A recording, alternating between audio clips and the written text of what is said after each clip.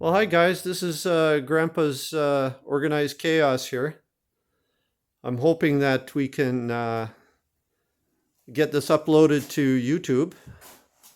I seem to be having trouble with that. But anyway, here's the inside of the car as it stands today. I pretty much ripped out I have ripped out all the floor coverings in that to reveal any rust that might occur.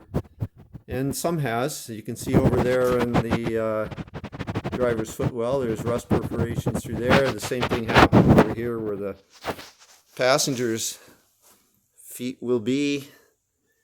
And let's see if I can get in there. Oh yeah, there we go. You can see all the way through to the ground there. That's why I had to pull out all of the horsehair insulation. Here's some of that horsehair insulation still stuck to the asphalt adhesives that they used back in 1960.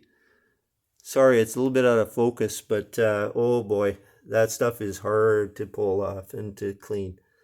The reason I got to get it out of there is the horsehair actually was good as far as it went, but once it got wet, it held water against the metal. If it ever got perforated, the glue got perforated, and then we had a rust issue. And I can't do any welding repairs where that stuff exists. The asphalt will burn. I've seen that happen. And the horsehair catches fire. So the engine compartment, as you see, is pretty grody. Right here where the data plate is, there's a covering that the British used back in 1960 to prevent rust. It's called wax oil, and it worked well as long as it never cracked. And it would crack in cold weather sometimes. Moisture could get in behind it, and then it captured the moisture and held it against the metal. So perfect situation for rust to occur. There's a power steering unit down here and the front axle assembly with all the steering geometry and some of the brake lines and fuel supply lines and that. All that stuff has to come out of the car. I have to rebuild everything. I have to look at everything, make sure it's all safe. And that underneath the vehicle here, where the rocker panels are, or the British call them sills, you can see I've got some issues to deal with here. That rectangular tubing extending to the rocker panel here, that's a jacking point. That's actually been damaged. I need to chisel that out of there. I'm going to take it out, remove it. I've got new ones to weld in there. But first things first, I'll be pulling the rocker panels. I'll be cutting them off to reveal the inner rocking panel where I can use repair any damage or possibly do rust prevention. And then once that's all dealt with, then I will weld on the exterior, the new rocker panels, and that'll be done, and get them ready for paint and that. So, oh yeah, there's the wheel well rust perforation there. I've got new wheel well tin. Bud Brown spent a fortune, the gentleman that owned this vehicle, buying factory parts, and it's incredible the amount of money he spent, thousands of dollars really. So the 3.8 liter 6-cylinder engine, XK engine, sits here. This is the exhaust port side, and that valve cover holds the exhaust valve train. And on the other side, obviously, is the intake valve train. And this is an automatic 3-speed transmission made by Borg Warner. It was very high end for its day. Notorious leaker though. Very hard to find parts for, special tools required. I'm considering converting to a standard transmission, but that's something to consider at a later time. I've got lots to do before that. And actually the leaking transmission fluid surprisingly did a good job of preserving the underbody further back from the firewall. It actually did a very good job.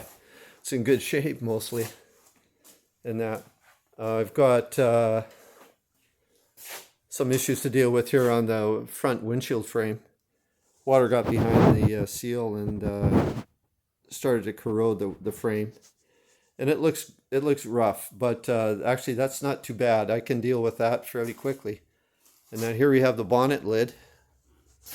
The two holes in the front there at the top, I should say, that's for the Leaping Jaguar, and all those slots are for the chrome trim that's fastened to the hood, to the bonnet.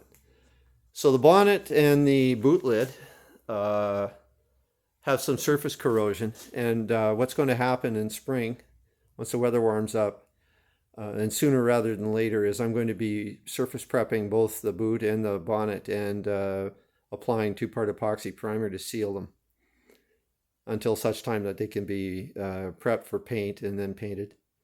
And that's going to be in a month or two yet.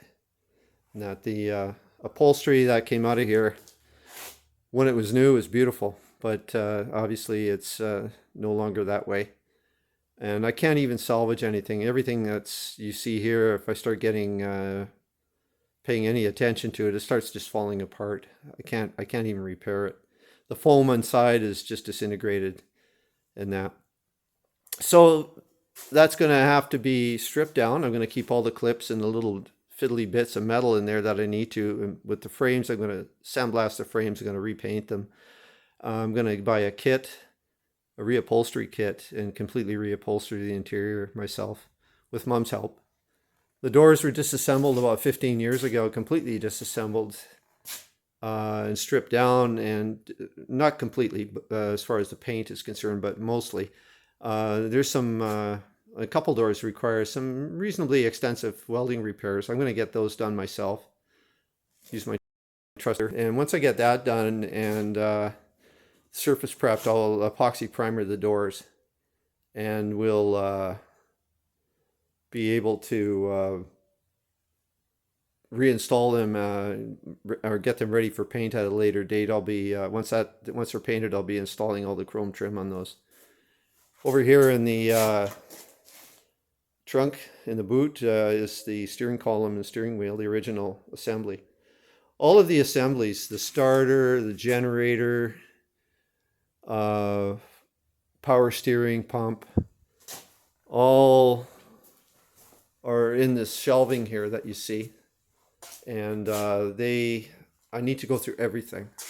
I need to go through the complete intake system, rebuild the carbs, the cooling system. The radiator is actually in reasonably good shape, but that still needs to be tested.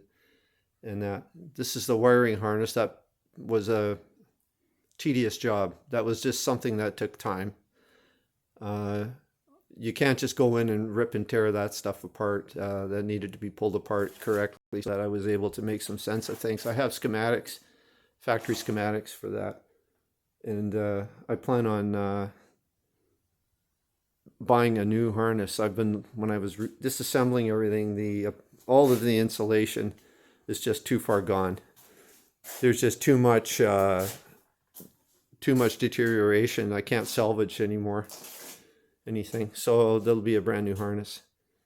Anyway, that's it for now, guys. I know it's a mess. It looks terrible, but things are progressing. Grandpa's not going to quit. So you guys take care, and I'll sign off for now. Bye-bye.